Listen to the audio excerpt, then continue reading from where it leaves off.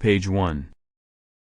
The End of Poverty, Economic Possibilities for Our Time, Jeffrey D. Sachs, 2005. 0.1. Foreword by Bono. Two men asleep beside each other on a long journey into Africa, literally and thankfully above the thunderclouds. One is fairly clean-shaven, papers strewn around him. Matte black suit, eyes slightly hollowed from no sleep, thoughts too big even for his big head. The other is a more bohemian mess. Unshaven, unkempt, he can't just have been up for days, his boyish face says years. An advertisement for why air miles can be bad for your health. When he wakes, an air hostess asks for his autograph. Confused and amused, he points to the geek in the black suit lying among the papers. That's me. Let me introduce myself. My name is Bono and I am the rock star student. The man with me is Jeffrey D. Sachs, the great economist, and for a few years now my professor. In time, his autograph will be worth a lot more than mine. Let me tell you how we started this journey. It goes back to before Jeff Sachs had become director of the Earth Institute at Columbia University. Before he moved to New York to become UN Secretary-General Kofi Annan's special advisor. It goes back to when Jeff gave me the third degree from the Kennedy School of International Development at Harvard University in Cambridge, Massachusetts. My great friend Bobby Shriver had advised me to meet him in order to know what I was talking about before I went up to Capitol Hill to lobby on behalf of Jubilee 2000 for the cancellation of the LDCs, Least Developed Countries, Debt to the Rich Countries of the ACT, Organization for Economic Cooperation and Development, as part of the Millennium Celebrations. I would enter the world of acronyms with a man who can make alphabet soup out of them. Soup you'd want to eat. Soup that would, if ingested properly, enable a lot more soup to be eaten by a lot more people. Hunger, disease, the waste of lives that is extreme poverty are an affront to all of us. To Jeff it's a difficult but solvable equation. An equation that crosses human with financial capital, the strategic goals of the rich world with a new kind of planning in the poor world. I'm a singer with an ear for a melody. Great ideas have a lot in common with a great melody.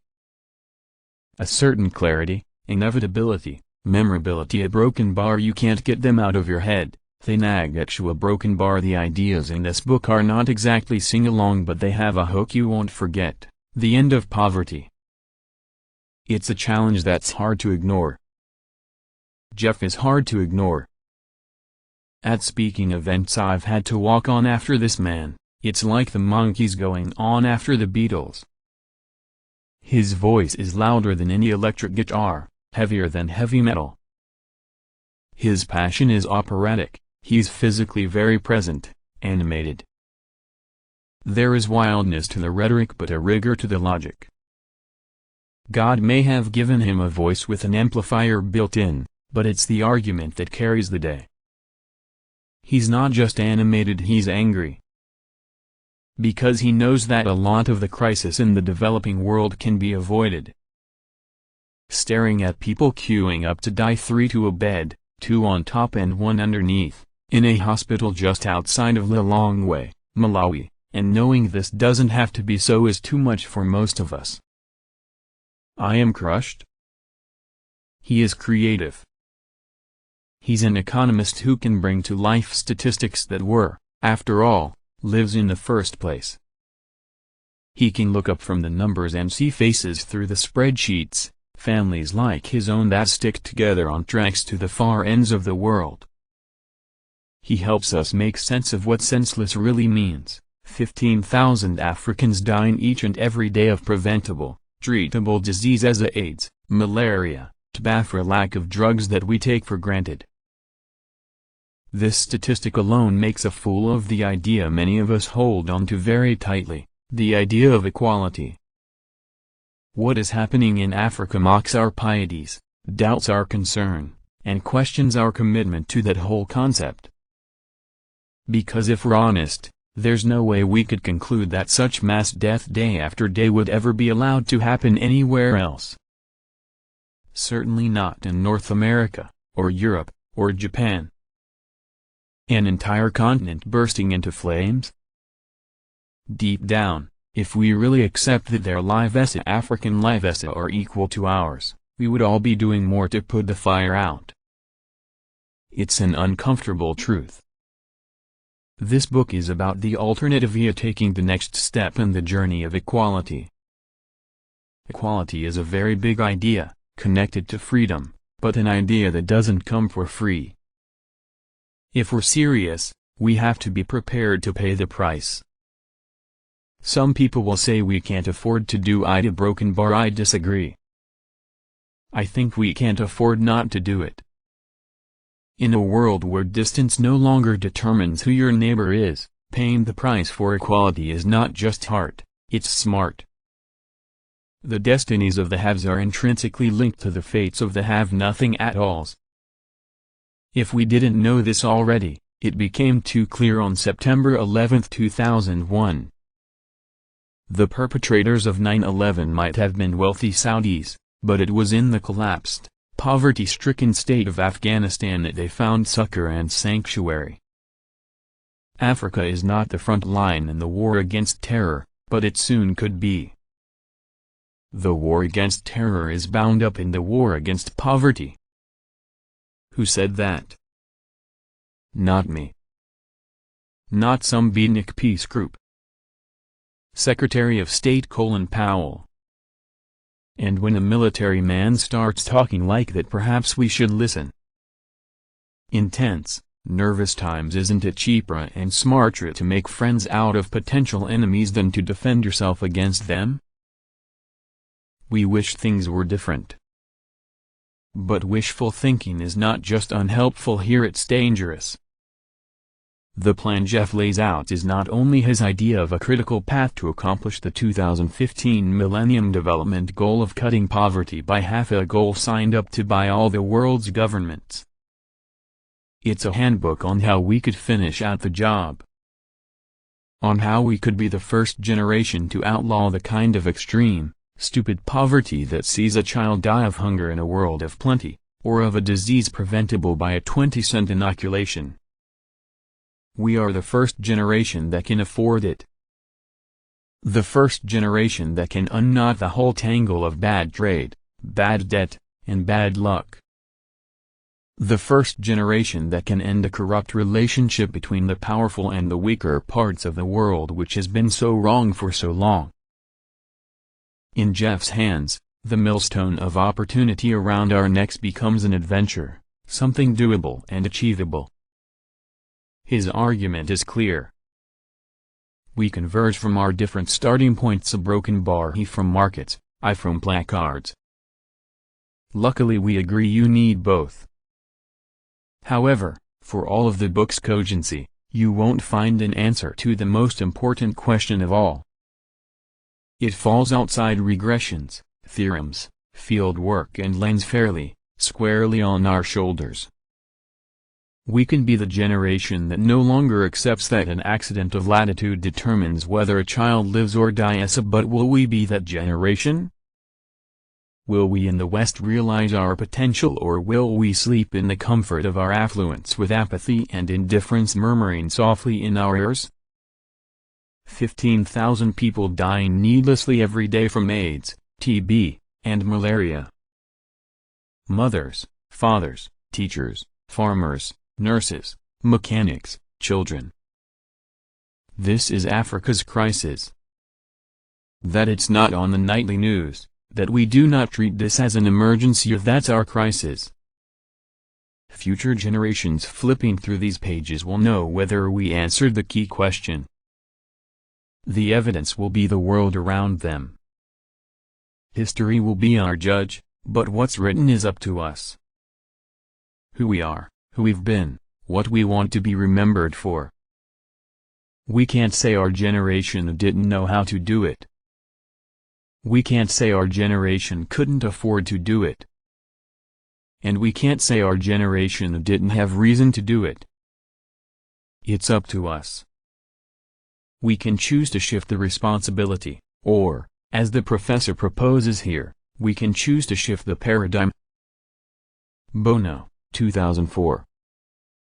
Page 16. 0.2. Introduction. This book is about ending poverty in our time.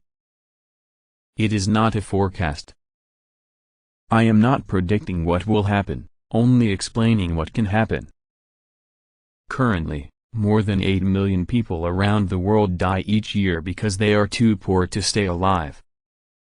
Our generation can choose to end that extreme poverty by the year 2025. Every morning our newspapers could report, more than 20,000 people perished yesterday of extreme poverty. The stories would put the stark numbers in context: up to 8,000 children dead of malaria, 5,000 mothers and fathers dead of tuberculosis, 7,500 young adults dead of AIDS, and thousands more dead of diarrhea, respiratory infection, and other killer diseases that prey on bodies weakened by chronic hunger. The poor die in hospital wards that lack drugs, in villages that lack anti-malarial bed nets, in houses that lack safe drinking water. They die namelessly, without public comment. Sadly, such stories rarely get written. Most people are unaware of the daily struggles for survival, and of the vast numbers of impoverished people around the world who lose that struggle. Since September 11, 2001, the United States has launched a war on terror, but it has neglected the deeper causes of global instability. The $450 billion that the United States will spend this year on the military will never buy peace if it continues to spend around 1/30 of that, just $15 billion, to address the plight of the world's poorest of the poor, whose societies are destabilized by extreme poverty and thereby become havens of unrest, violence, and even global terrorism. That $15 billion represents a tiny percentage of U.S. income, just 15 cents on every $100 of U.S. gross national product, or GNP. The share of U.S. GNP devoted to helping the poor has declined for decades, and is a tiny fraction of what the United States has repeatedly promised, and failed, to give. It is also much less than the United States should give, both to solve the crisis of extreme poverty and thereby to provide for U.S. national security. This book, then, is about making the right choices that can lead to a much safer world based on a true reverence and respect for human life. I have spent the past 20 years working with heads of state, finance and health ministers, and villagers in dozens of countries in all parts of the world. I have visited and worked in more than 100 countries with around 90% of the world's population. The cumulative experience of seeing the world from many vantage points has helped me to appreciate the real circumstances on our planet, the causes of poverty, the role of rich country policies, and the possibilities for the future. Gaining a proper perspective on these issues has been my struggle and challenge for 2 decades. Nothing else in my intellectual life and political engagement has been as rewarding. I have been fortunate to have observed, and contributed to, some real successes at the end of hyperinflations, the introduction of new stable national currencies, the cancellation of unpayable debts, the conversion of moribund communist economies to dynamic market-based economies, the startup of the Global Fund to fight AIDS, TB, and malaria, and modern drug treatment for impoverished HIV-infected people. I have increasingly understood the yawning gap between what the rich world claims to be doing to help the poor and what it is actually doing.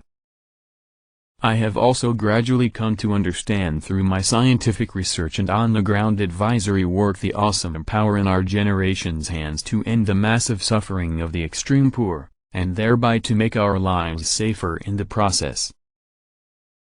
In the following pages, I will explain what I have witnessed and learned in societies as varied as Bolivia, Poland, Russia, China, India, and Kenya. You will see that all parts of the world have the chance to join an age of unprecedented prosperity building on global science, technology, and markets. But you will also see that certain parts of the world are caught in a downward spiral of impoverishment, hunger, and disease. It is no good to lecture the dying that they should have done better with their lot in life. Rather, it is our task to help them onto the ladder of development, at least to gain a foothold on the bottom rung, from which they can then proceed to climb on their own. Am I an optimist? Optimism and pessimism are beside the point. The key is not to predict what will happen, but to help shape the future. This task is a collective onia for you as well as for me. Although introductory economics textbooks preach individualism and decentralized markets, our safety and prosperity depend at least as much on collective decisions to fight disease, promote good science and widespread education, provide critical infrastructure, and act in unison to help the poorest of the poor. When the preconditions of basic infrastructure, roads, power, and ports, and human capital, health and education, are in place, markets are powerful engines of development. Without those preconditions, markets can cruelly bypass large parts of the world, leaving them impoverished and suffering without respite. Collective action, through effective government provision of health, education, infrastructure, as well as foreign assistance when needed, underpins economic success. 85 years ago the great British economist John Maynard Keynes pondered the dire circumstances of the Great Depression. From the depths of despair around him, he wrote in 1930 of the economic possibilities for our grandchildren. At a time of duress and suffering, he envisioned the end of poverty in Great Britain and other industrial countries in his grandchildren's day, toward the end of the 20th century. Keynes emphasized the dramatic march of science and technology and the ability of advances in technology to underpin continued economic growth at compound interest, enough growth indeed to end the age-old economic problem of having enough to eat and enough income to meet other basic needs. Keynes got it just right, of course. Extreme poverty no longer exists in today's rich countries, and is disappearing in most of the world's middle-income countries. Today we can invoke the same logic to declare that extreme poverty can be ended not in the time of our grandchildren, but in our time.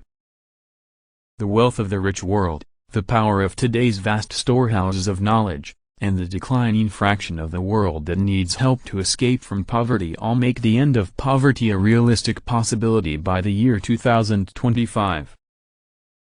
Keynes wondered how the society of his grandchildren would use its wealth and its unprecedented freedom from the age-old struggle for daily survival. This very question has become our own. Will we have the good judgment to use our wealth wisely, to heal a divided planet, to end the suffering of those still trapped by poverty, and to forge a common bond of humanity, security, and shared purpose across cultures and regions? This book will not answer this question. Instead, it will help to show the way toward the path of peace and prosperity, based on a detailed understanding of how the world economy has gotten to where it is today, and how our generation could mobilize our capacities in the coming 20 years to eliminate the extreme poverty that remains. I hope that by showing the contours of that promising path, we will be more likely to choose it. For now, I am grateful for the chance to share what I have seen of the world and of the economic possibilities for our time. Page 20.